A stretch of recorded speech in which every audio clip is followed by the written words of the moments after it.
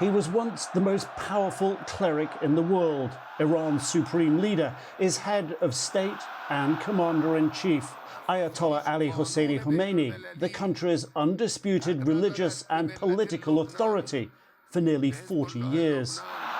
Rarely compromising with Iran's archenemy, the US, but also a master tactician who empowered hardline supporters inside Iran to the detriment of moderates and reformers.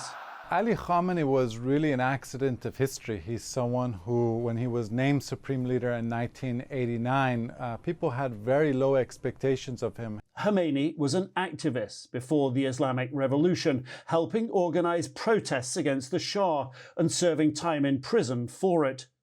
He was a student and close associate of Ayatollah Khamenei, the charismatic figure who led Iran after the Shah was toppled. He was also a target for the regime's opponents and escaped an assassination attempt in 1981 that left his right arm paralysed.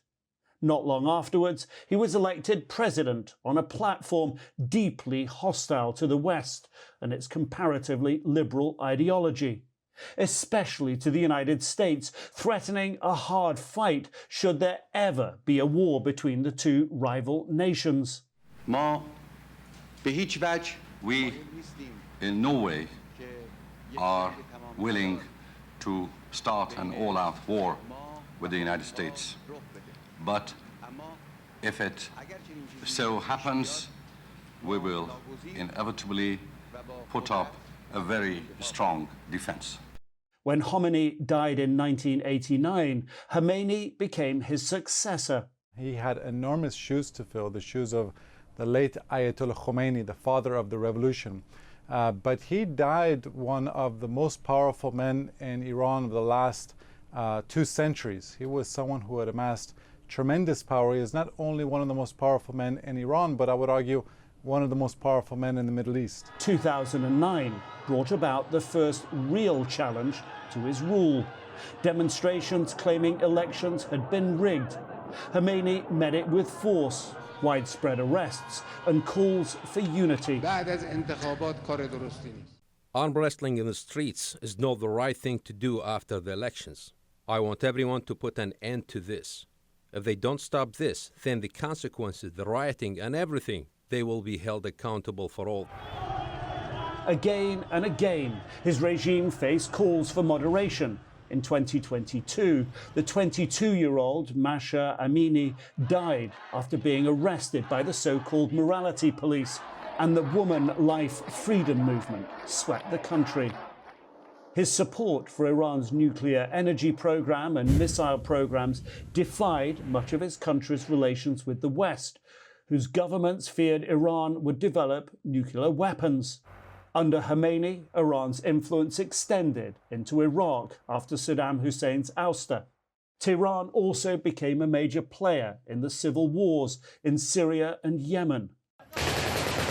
And yet, in the wake of Hamas's October 7th attack on Israel and the ensuing war in Gaza, he saw Iran's regional influences collapse.